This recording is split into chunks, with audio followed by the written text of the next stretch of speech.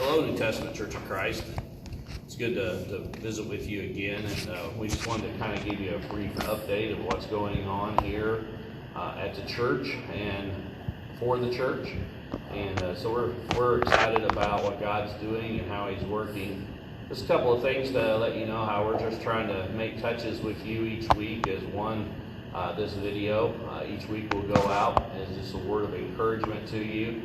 And so we want you to, if you can log on to Facebook, you can watch this video. And second of all, we're encouraging you, since this is COVID-19, we want to encourage you to take time to, on the 19th minute of every hour, whatever time that is during the day, you can set your alarm, however you want to do it.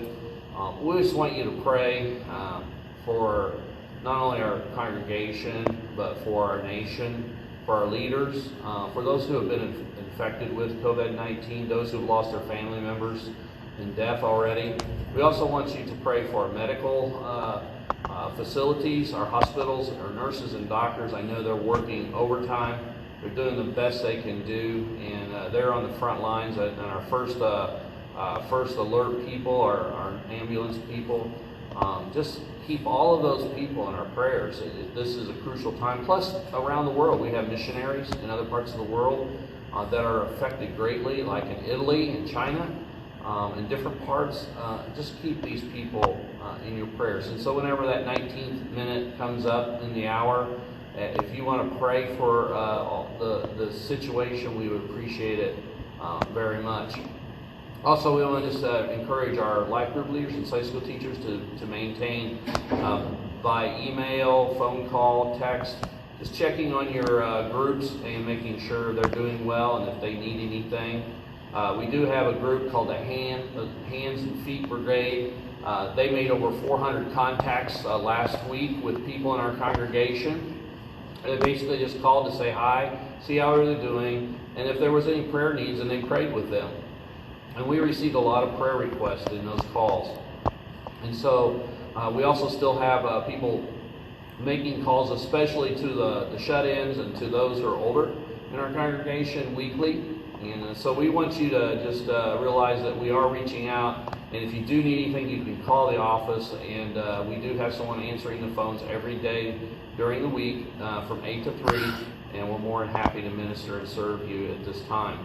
Also, we just want to encourage you to continue to plug into our simulcast and our live stream. Bob's just corrected me; it's live stream. We'll be live streaming this Sunday our services, and we want you to be a part of that. And if you were to go to your website and you log on, and if you would put there that it's a favorite, that will help us out, because if you click on our link to do the live cast, then it becomes a favorite. It doesn't overload the system on Sunday morning. We had over 300 devices load up onto our website this past week for the services, and that's great, and we're still learning about the technology and how to avert it. We've made some steps this week to improve it. We're going to try to have the words of the songs and the outline at the bottom of the screen, and that will just help you. We're also shortening the service just because we think it'll be more effective, and everything that we're reading and studying tells us that this is better for a live stream. And so we just want you to join with us. We want you to be prepared to log on and go to the links that we've got there on our website at ntcc.us, and also go to our Facebook page, and it's there also, and you can log on there through Facebook. We want you to have the crackers and juice ready for communion, and so we want you to be prepared for that. And so we hope you'll just join us this coming Sunday at 10:30 as we have our live cast once again. And we're excited about this, and we can't wait for Sunday to come and for the Word of God to be preached. And we hope that it's a blessing to you and your family. And also, I'm still exploring ways to try to get information out to you, maybe as a little bit of a study throughout the week for your family. And so if you can be in prayer about that, I appreciate it very much. Now, during this time, one of the words that I think that a lot of people are feeling is they're feeling anxious. And I don't blame you. This is an anxious time. There are a lot of things going on in our world. It seems like we're a little bit out of control. We've kind of been locked down in our homes this week. There are rising levels of people dying in our country and cases, and so we see that a lot of times we want to be in control, but we're not in control. And when we're not in control, we get anxious, and I understand that. To be honest, I feel a little anxious myself at times. But what that does is it helps me turn to the Word of God. And one of the things that I want to share with you today before we close is Philippians chapter 4, verse 8. Paul is writing to the Christians at Philippi, and he's just told them to rejoice always. Again, I say rejoice. So rejoice that you're locked in with your kids all week and you get to homeschool.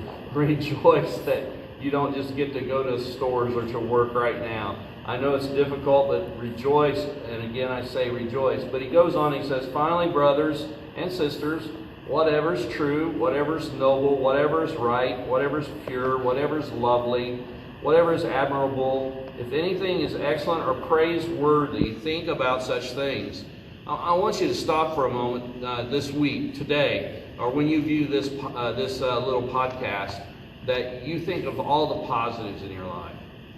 There are a lot of positives. One is, hey, spring is coming. That's positive. Two, you're getting to spend a lot of extra time with your family that you wouldn't spend. And so hopefully this is a good time for your family to get reunited and reacquainted. Third, it's slowed your life down. It's giving you time to do the 19 prayer time. It's giving you time to read the scriptures. It's giving you time to just spend time with God alone. I think those are important things, and I think those are all positive things. I think this whole incident is going to make not only our country stronger, it's going to make our church stronger. And I'm excited about how God is working through these times. And so just think about all of the positive things in your life. And it goes on and says, whatever you have learned or received or heard from me or seen in me, put it into practice. And the God of peace will be with you all. God's the answer to your anxiety. And part of the answer to anxiety is not looking at all the negatives, but it's beginning to focus on how God is working and moving in this moment in our lives, in the church, and in the world. And believe me, if we think on the positive, what's noble, what's pure, what's good, it will help us with our anxiety. Thank you, New Testament Church of Christ. We're praying for you, and if you do need anything, please contact our church office from 8 to 3, Monday through Thursdays, and Friday mornings from 8 to noon. Thank you, and have a great day.